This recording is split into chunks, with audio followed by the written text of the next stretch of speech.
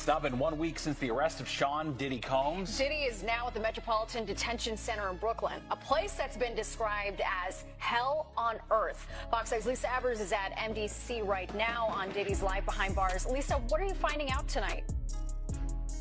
Well, Natasha and Steve, for the first time in his life, Sean Diddy Combs has spent a week behind bars. He's here inside MDC, where he's been since his arrest on Monday night on federal sex trafficking and other charges, to all of which he's pleaded not guilty. There's no VIP section, there is no concierge, only conmen, killers, and kingpins. Once celebrated as one of the most powerful moguls in music, living in multi-million-dollar mansions, flying on private jets, and throwing the most exclusive parties, Sean Diddy Combs now finds himself trapped inside a Brooklyn prison that's been described as hell on earth. From luxury and fame to sex trafficking charges, racketeering, and shocking new allegations involving minors. This is the dramatic fall from grace that has stunned the world, and the story you're about to hear is darker than anyone ever imagined. The conditions at the Metropolitan Detention Center, MDC in Brooklyn, have been so alarming that even federal judges, who typically refrain from criticizing correctional facilities, have openly raised concerns about the way detainees are treated while awaiting trial. This is not the sort of critique handed down lightly. For years, complaints about the jail have been consistent: overcrowded cells, insufficient medical care, and a toxic atmosphere fueled by both violence and neglect. But sometimes, it takes a crisis to draw public attention. I remember standing outside MDC 2 winters ago during a particularly brutal cold snap. Temperatures dropped below freezing, and the facility's heating system failed at the very moment detainees needed it most. The jail grew so frigid that men and women inside began pounding on their cell windows, desperate for help from the outside world. Families gathered on the sidewalks, equally panicked and powerless, watching loved ones shiver in concrete cells without blankets, light, or proper clothing. Their pounding was rhythmic, like a desperate signal, echoing into the night. It was more than an inconvenience, it was survival. That week became a national story, eventually prompting a congressional inquiry into the jail's conditions. Lawmakers demanded to know how a federal facility in New York City could allow hundreds of detainees to go without heat, power, or communication for days at a time. The crisis underscored what many already knew: MDC was not simply a tough environment. It was, in the words of many, unfit for human habitation. If you think my account sounds bleak, listen to Esco, a former inmate who spent time there. He didn't mince words. "It's miserable," he told me flatly. "The food is awful, the guards are harsh, and the overall environment is just toxic." Most people locked up there are facing serious federal indictments, which makes the atmosphere even heavier. There's always tension, always a sense of danger hanging in the air. It's the kind of place no one would ever want to end up in. His words reflect a reality that goes far beyond uncomfortable living. MDC is a place where the accused, still awaiting trial and legally presumed innocent, are thrown into a world of constant surveillance, limited medical attention, and the psychological strain of isolation. It is a place where even small indignities, like unappetizing food or lack of recreational space, combine with larger dangers: violence, understaffing, gang rivalries, until the experience becomes nearly unbearable. When music mogul Sean Diddy Combs was taken into custody, he was not treated like an ordinary inmate. Authorities immediately placed him in a special housing unit under suicide watch, a standard protocol for high-profile detainees. On paper, the measure is meant to protect inmates who may be at risk of self-harm, but in practice, it often means even greater restrictions: limited access to personal items, near constant monitoring, and isolation from the general population. For a celebrity like Combs, accustomed to privilege and constant social contact, the psychological weight of that confinement is especially heavy. Judges denied Combs bail on 2 separate occasions, citing both the seriousness of the charges and the risk factors tied to his high-profile status. That decision left his legal team scrambling for alternatives. His attorney, Mark Agnello, petitioned the court to transfer him to the federal detention section of the Essex County Jail in New Jersey, arguing that conditions there would be more humane and provide a safer environment. But the judge refused to intervene, leaving the final decision to the Bureau of Prisons, a bureaucratic body with a long record of defending MDC, despite years of criticism. According to federal trial attorney Philip Hamilton, These decisions carry weighty consequences that reach far beyond day-to-day discomfort. Lockdown conditions don't just affect living arrangements, Hamilton explained. They also have a direct impact on a defendant's ability to prepare a defense. When you restrict communication, when you cut down face-to-face time with attorneys, you're affecting the very foundation of the right to a fair trial. That observation gets at a critical point. MDC's flaws are not just about failing infrastructure or poor food. They ripple outward, touching the broader justice system itself. A detainee stuck in restrictive housing may have fewer opportunities to review evidence, to discuss trial strategy with lawyers, or to participate in their own defense. The longer someone is held in conditions like those at MDC, the harder it becomes to mount a full, fair, and effective defense in court. For Combs, whose charges are complex and carry potentially life-altering consequences, those restrictions could shape the trajectory of his entire case. In this way, MDC is more than just a holding facility, it's an institution that, by its very nature, influences justice. And the story of Diddy's confinement is, at its core, not just about one man's fall from grace, but about the broader questions we must ask about how America treats those still waiting for their day in court. In terms of fighting their case, it just makes it all the more difficult, because now in terms of you being able to communicate with your attorney, you are at the realms of just what's going on with respect to the facility. Is it on lockdown? Is the facility letting visitors in? Detainees on suicide watch wear tearaway paper hospital. Detainees placed on suicide watch are stripped of anything that might be used to inflict harm. Even the most basic forms of dignity are stripped away. Regular clothes are replaced with paper-thin, tear-resistant garments that resemble hospital attire more than prison uniforms. The idea is prevention. The reality is humiliation. There are no belts, no shoelaces, no bedsheets beyond what staff deems safe. The very act of dressing is reduced to a system of restrictions designed to keep a body alive, even if it leaves. The mind fraying under the weight of control. For someone like Sean Diddy Combs, the transformation is especially jarring. This is a man who, for decades, lived not only in comfort but in the public eye as a symbol of extravagance. His brand was built on excess luxury cars, sprawling estates, couture clothing, and a revolving door of celebrity-filled parties. He cultivated an image of power, charisma, and near-limitless access to the world's pleasures. From private jets stocked with champagne to custom-designed wardrobes fitted by the world's top designers, he lived in an orbit most people could only imagine. Now, that existence has been reduced to the bare minimum: rubber shower sandals, a flimsy gown, and the sterile walls of a special housing unit. The same man once photographed in tailored suits worth thousands now spends his days in institutional attire that exists solely for its inability to be weaponized. There is no velvet rope here, no private concierge, no luxury mattress or personnel chef, only standardized meals on plastic trays, and the constant hum of surveillance. The very idea of indulgence has been replaced by rules designed to strip inmates of agency. Suicide watch, in theory, is meant to save lives. But for many detainees, it also becomes a kind of psychological punishment. Isolation is intense, with lights kept on for observation, and personal privacy almost non-existent. Guards check in frequently, sometimes at random intervals, disrupting sleep. Conversations are monitored, and personal possessions, letters, books, photos are heavily restricted. Inmates often describe the experience as dehumanizing, as though every trace of individuality is erased in the name of safety. For a celebrity, that loss of identity is even more profound.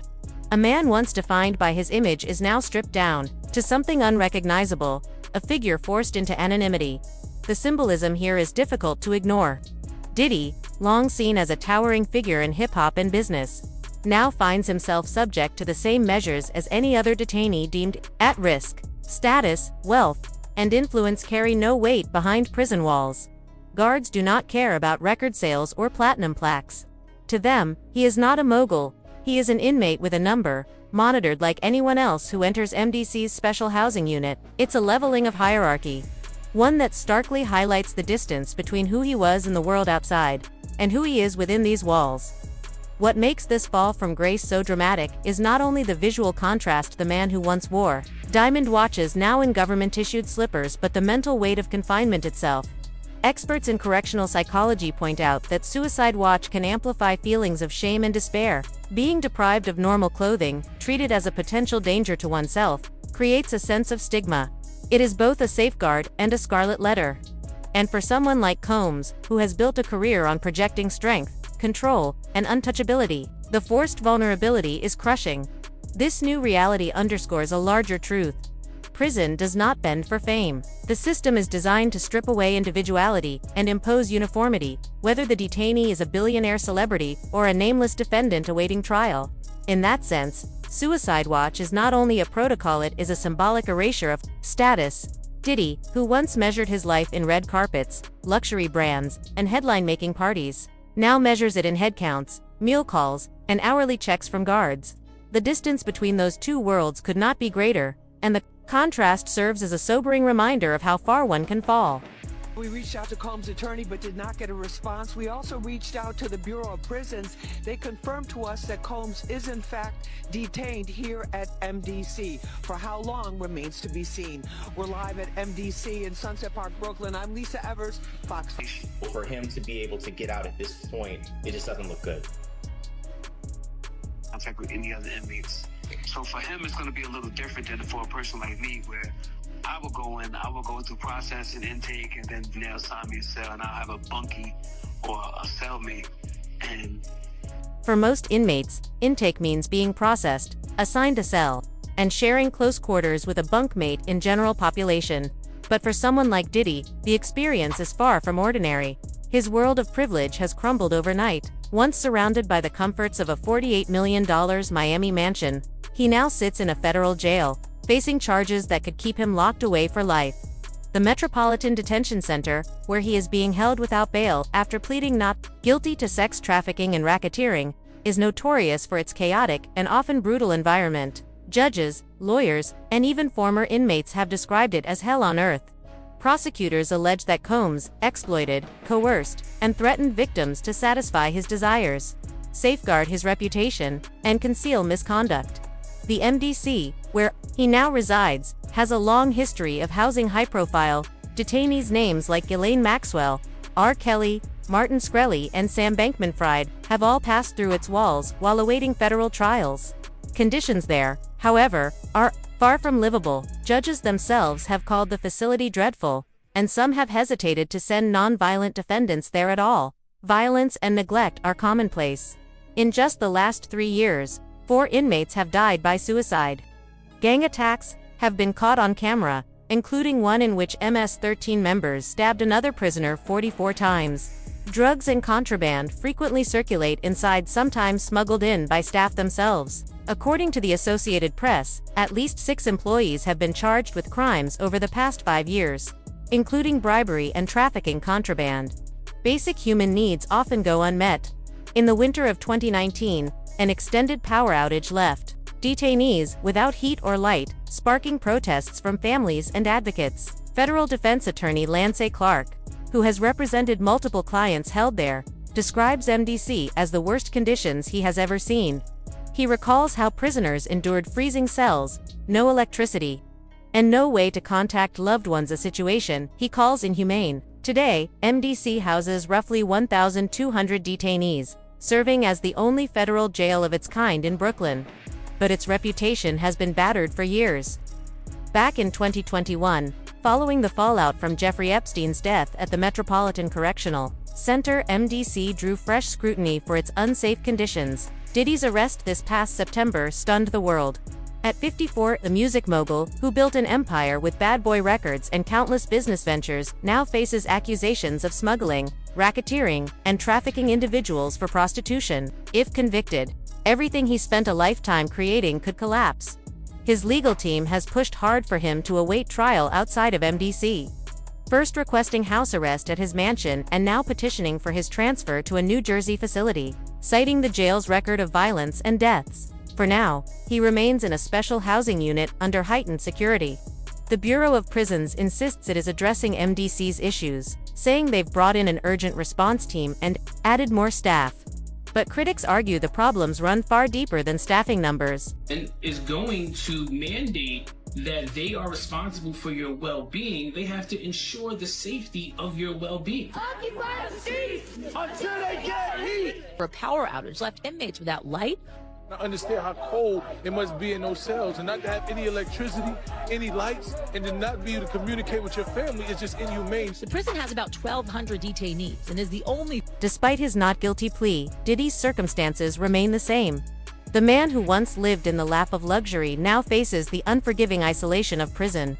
A stark reversal that underscores just how far he has fallen. This hour, as of today, yes. But of course, as I mentioned earlier, they're going to be appealing this thing next to the Second U.S. Circuit Court of Appeals to overturn the judge's order here to try and get him actually released to his mansion on $50 million bail, wanting a GPS monitoring system, limited visits from family members, friends, so on and so forth. That is what they're proposing because of a...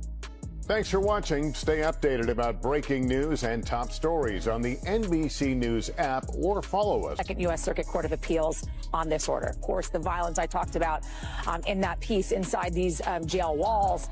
They also, in the meantime, Hal, want to get him moved to a jail and/or prison in New Jersey. The judge so far has essentially said that is up to the Bureau of Prisons to make that decision. Nonetheless, it's all going to be on appeals leading up to the trial. His next court appearance, by the way, October 9th. So looking for that, of course, and any decisions coming out from... Music mogul Sean Diddy Combs spent his first night inside what many call hell on earth, the Metropolitan Detention Center in Brooklyn. The facility is infamous for its grim living conditions and constant violence. In recent years, it has seen multiple murders, suicides, stabbings, and repeated lockdowns, so much so that several federal judges have reportedly refused to send inmates there. For someone accustomed to private jets and $48 million mansions, the shock of MDC life is severe. Former inmate Michael Cohen, Donald Trump's ex-lawyer, described the space: a metal bunk with a thin mattress, a desk, a plastic chair, and barely 15 square feet to move. "It's a horrible, horrible place," he said. Diddy's lawyers fought to keep him out of jail, offering his Miami estate and even his jets as collateral for bail. They suggested limiting female visitors to only his mother, daughters, and the mothers of his children. But the judge, citing his history of violence and concerns about witness intimidation, denied the request.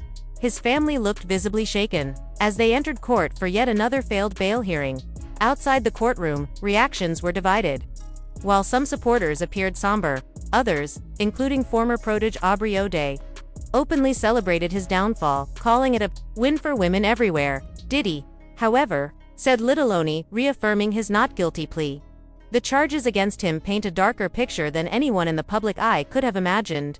Prosecutors allege he orchestrated so-called freak-offs, drug-fueled marathons of exploitation that sometimes stretched for days. These gatherings, prosecutors claim, were meticulously staged, complete with lighting, linens, and supplies. Women, and in some cases men, were pressured into sex, filmed without consent, and blackmailed with recordings if they resisted. During raids on his homes in Miami and Los Angeles, authorities say they seized drugs, weapons with defaced serial numbers, and more than 1,000 bottles of lubricant. Assistants, managers, and security staff allegedly helped recruit and control participants, ensuring the events ran like productions. The fallout is expanding. Attorneys say more than 120 accusers, some as young as 9 at the time of the alleged assaults, are preparing to file civil suits. Victims span over 25 states, with allegations of violent sexual abuse, trafficking, and exploitation dating back more than 2 decades. Attorney Tony Busby, who previously handled cases involving the BP oil spill and Astroworld tragedy, now leads the effort. He claims the investigation has uncovered photos, videos, and evidence implicating not just Combs but other shocking high-profile figures. Combs, single quotes, longtime ex-girlfriend, Cassie Ventura, set off a wave of scrutiny last year when she accused him of years of abuse. New lawsuits continue to emerge, including one from Tia Graves, who says she was bound and raped in 2001. Others describe nightmares, flashbacks, and the lingering trauma of assault. Behind bars, the reality is far from the glamour of hip-hop royalty. The mogul, who once wore designer suits and threw legendary parties, now lives in prison-issued sweats and commissary sneakers. No VIP lists, no private jets, only the cold solitude of confinement as he awaits trial on charges that could dismantle everything he built. Once celebrated for throwing the most exclusive parties in the world, events people were dying to get into, Diddy now lives under an entirely different reality. Inside prison walls, there are no VIP lists or velvet ropes, only rigid rules and constant surveillance. Like every inmate, he's allowed just a handful of personal belongings. And guards routinely search cells to strip away anything extra. Even the smallest comfort can be taken back in an instant. A daily reminder that in this environment, control no longer belongs to him.